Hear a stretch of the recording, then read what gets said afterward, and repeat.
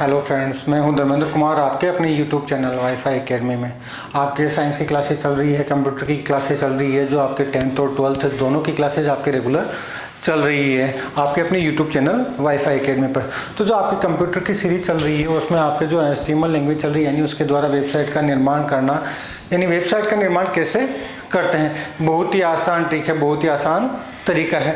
यानी आज तक की जो क्लासेस थी उनका एक जो निचोड़ है वो आज लाया जा रहा है, यानी सारे जो टेक्स्ट को है ना मिक्सअप करके एक साथ एक वेब पेज का निर्माण या वेबसाइट का निर्माण कैसे करते हैं। तो आज का जो टॉपिक है उसका जो हेडिंग है वो रहेगी आपके मिक्सअप टेक्स्ट। क्या रहेगी?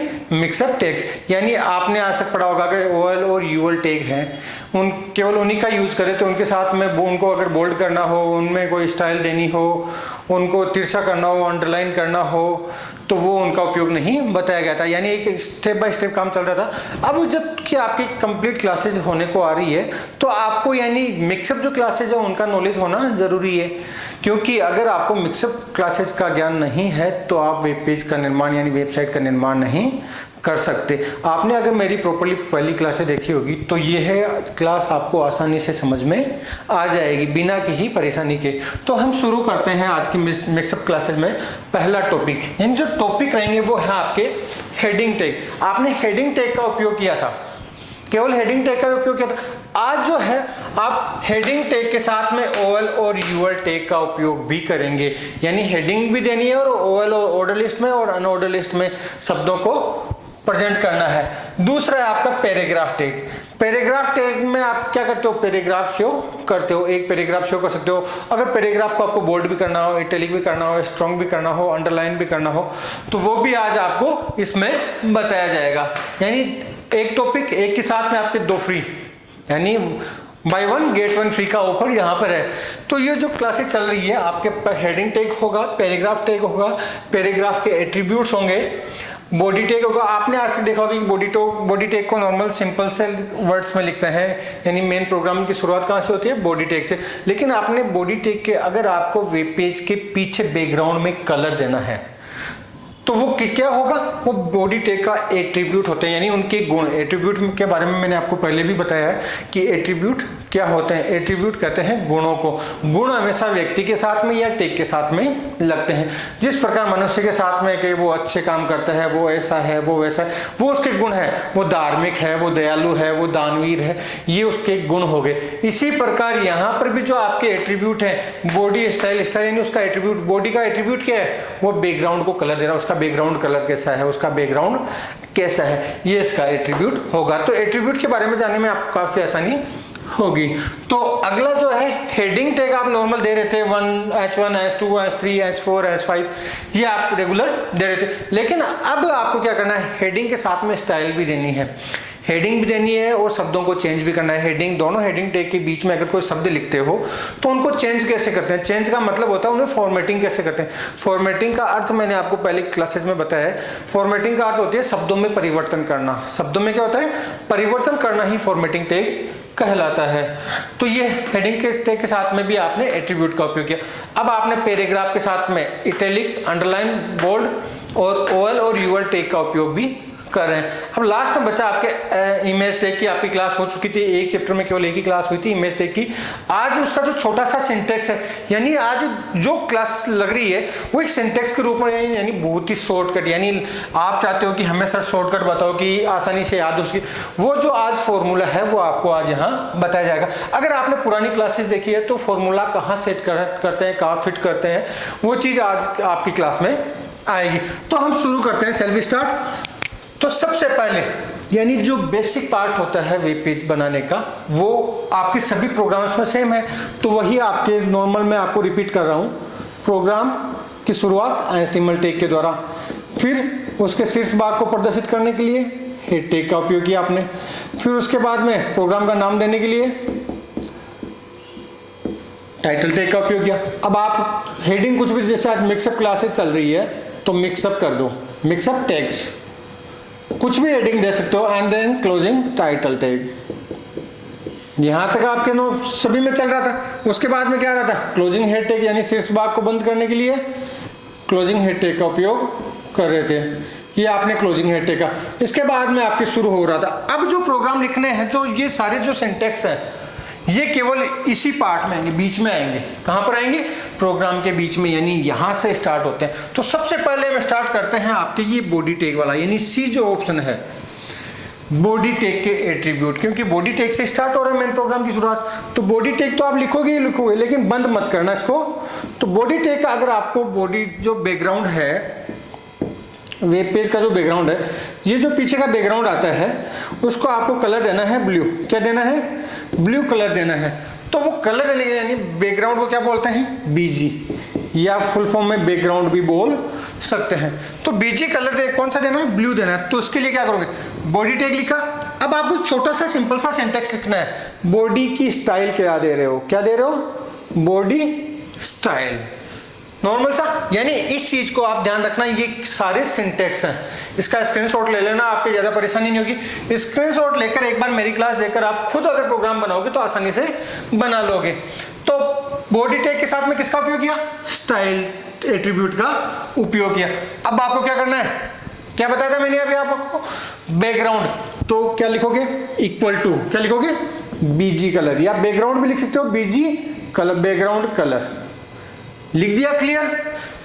अगर बीजी नहीं लिखना चाहो और पूरा लिखना चाहो तो पूरा भी लिख सकते हो, वो प्रोग्राम भी आपके गलत नहीं होगा।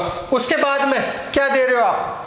ध्यान देना, इक्वल टू इन्वर्टेड कोमा में। मैंने पहले भी बताई थी, क्लासेस में चल रही थी कि जो एट्रीब्यूट की जो वैल्यू आती है वो इन्वर्टेड कोमा में लिखी जाती है। किस में लिखी जाती है? सभी एट्रीब्यूट्स की जो वैल्यू है वो इन्वर्टेड कोमा में ही लिखी जाएगी। तो आपने इन्वर्टेड कोमा स्टार्ट कर लिया। अब आपको क्या देना है? Blue colour. तो पावर का उपयोग करना पड़ेगा, पावर वर्ड का उपयोग करना पड़ेगा। तो पावर, POWER, कौन सा कलर दे रहे हो? ब्लू। देन ये ब्लू लिख लिया, पावर ब्लू। सेमीकोलन लगाना है, क्योंकि दो वर्ड्स यूज में आ रहे हैं, तो इनके साथ में क्या करना है? सेमीकोलन का यूज आएगा। सेमीकोलन का मतलब हो गया आपके कोमा और नीचे ये वाला सेमीकोलन, ये आपके सेमीकोलन हो गया। तो क्लियर? अब आप इन्वर्टेड कोमा को बंद कर दो और बॉडी टैग को बंद कर दो। तो ये आपके क्लियर हो चुका बॉडी टैग के एट्रीब्यूट वाला। अगर आपको बैकग्राउंड का कलर देना है तो बॉडी टैग के साथ में स्टाइल एट्रीब्यूट का उपयोग करना है, और इक्वल टू आपको बैकग्राउंड देना है। क्या देना है? बैकग्राउंड देना है। तो बैकग्राउंड देने के लिए क्या करोगे? बैकग्राउंड कर दिया, सॉरी यहां पर आपके इक्वल टू नहीं आके बल्कि कोलन आएगा। क्या आएगा? कोलन आएगा। बॉडी टैग के साथ में स्टाइल एट्रीब्यूट का उपयोग करते हैं। इक्वल टू बैकग्राउंड देना तो बैकग्राउंड लिखा, कोलन, इन्वर्टेड कोमा में कौन सा कलर देना है? पावर ब्लू दिया। ब्लू दे रहे हो तो उससे पहले आपको किसका यूज करना है? पावर का यूज करना है। पावर ब्लू लिख के इन्वर्टेड कोमा, सेमीकोलन लगा के आपने इन्वर्टेड कोमा से बंद कर दिया, टैग को बंद कर दिया। अब हम चलते हैं आगे। कहाँ चलते हैं? आगे चलते हैं। अब हम लेते हैं हेडिंग टैग का उपयोग। कौन से हेडिंग टैग का उपयोग लेते हैं?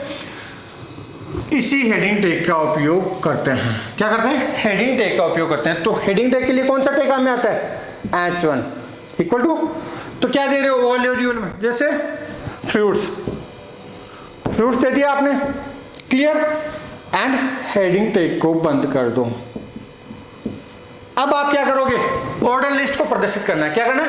ऑर्डर लिस्ट प्रदर्शित करना है। जो आपका आउटपुट रहेगा वो रहेगा आपके ये वाला, जो आउटपुट आ रहा है। देखना एक बार, मैं एक बार आपको पहले आउटपुट बता देता हूं जिससे आपको समझने में भी आसानी रहेगी। यानी जो बीजी कलर है, बीजी कलर समझ में आ जाएगा आपको। बीजी लिखूंगा तो बीजी कलर, क्या दिया आपने? ब्लू दिया। क्लियर? अब आपको क्या करना है? ये लिस्ट बना रहे हो, ठीक है? और 1 2 3 यहां पर आपने फ्रूट्स लिखा, तो एप्पल, ग्रेप्स, गवावा। क्लियर? अब आपको यहां क्या करना है? यहां दूसरी हेडिंग देनी, कोई सी भी हेडिंग दे सकते हो, जैसे सब्जेक्ट, बुक्स, बुक्स दे दी। बुक्स में आपके पहले क्या था? मैथ, इंग्लिश और हिंदी। ये चीजें आपको इसमें प्रेजेंट करनी है। तो कैसे करोगे? तो हेडिंग आपने क्या दी? फ्रूट दी। तो एक चीज ध्यान रखना, ये ऑर्डर में है या अनऑर्डर में है? तो ये है यूआर टैग, अनऑर्डर लिस्ट। तो यूआर टैग का उपयोग किया आपने क्लियर। यूएल टैग का उपयोग करने के साथ में आपने क्या प्रेजेंट करना है, यूएल टैग के साथ में कौन से टैग का उपयोग करना है, लिस्ट टैग का।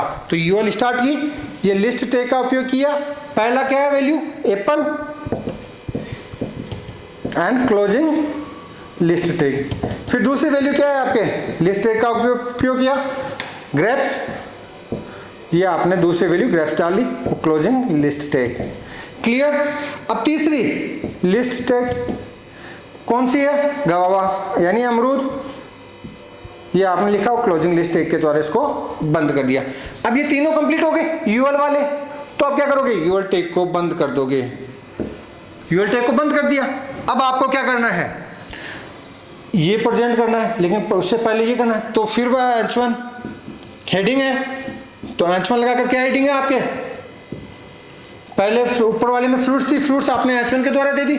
दोनों हेडिंग की साइज सेम रखनी है आपको, तो H1 लिखोगे। अगर पहली हेडिंग बड़ी रखनी है दूसरी छोटी रखनी है तो H1 की जगह आप H2 कर दोगे, लेकिन आपको इक्वल रखनी है तो क्या करोगे, H1 ही लिखोगे। तो H1 लिख लिया आपने, H1 लिखने के बाद में क्या हेडिंग देनी है, बुक्स, बुक्स लिखा एंड क्लोजिंग H1 के द्वारा इसको बंद कर दिया। अब आप क्या करोगे, ये तो यूएल टैग था यानी अनऑर्डर लिस्ट, और ये ओएल टैग ऑर्डर लिस्ट, तो ओएल का उपयोग करोगे। क्लियर। ओएल टैग का उपयोग करने के साथ में किस टैग का उपयोग करते हैं, लिस्ट टैग का, ये लिस्ट टैग का उपयोग किया। सेम वैसे ही जैसे आपने यूएल टैग में प्रेजेंट किया इन तीनों को, तो लिस्ट टैग में इनको प्रेजेंट कर दो। तो ओएल और यूएल टैग के साथ में एक टैग का उपयोग किया जाता है, वो कौन सा है, लिस्ट टैग, यानी सूची को प्रदर्शित करने के लिए लिस्ट टैग का उपयोग करते हैं। तो ये आपने मैथ लिखा, क्लियर, सॉरी मैथ लिख के लिस्ट टैग को बंद कर दो। फिर वापस सेकंड लिस्ट टैग का उपयोग किया, मैथ के बाद में इंग्लिश को प्रेजेंट किया आपने, फिर लिस्ट टैग के द्वारा बंद कर दिया, एंड देन लास्ट में लिस्ट टैग का उपयोग किया, और कौन सा सब्जेक्ट है, हिंदी को प्रेजेंट किया एंड लिस्ट टैग के द्वारा बंद कर दिया, और क्लोजिंग ओएल टैग के द्वारा इसको बंद कर दिया। और बॉडी पार्ट, जो आपके आउटपुट आएगा वो ये आएगा इस प्रोग्राम से। तो आपके हेडिंग टैग और यूएल कंप्लीट हो गए, बॉडी टैग कंप्लीट हो चुका है।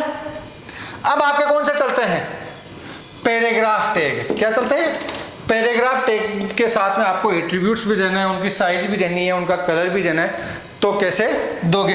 बाकी प्रोग्राम तो सेम, आपकी कहाँ से मिटाना है, यहाँ से इरेज करना है, बाकी प्रोग्राम एज इट इज ही रहेगा। तो स्टार्ट करते हैं दूसरा प्रोग्राम, ये आपका आ गया। अब आपको क्या करना है, जो दूसरा आउटपुट आएगा क्या देना है, पैराग्राफ लिखना। पैराग्राफ में आप कुछ भी शब्द लिख सकते हो, कोई भी शब्द लिख सकते हो। शब्द लिखे आपने, इसका साइज, इनका जो कलर है वो आपको रेड देना है।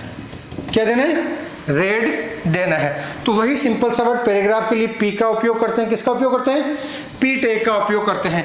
पी के साथ में आपको देखना है कि पैराग्राफ के जो सारे शब्द वो कौन से कलर में आए, रेड कलर में आए। किस में आए, रेड कलर में आए।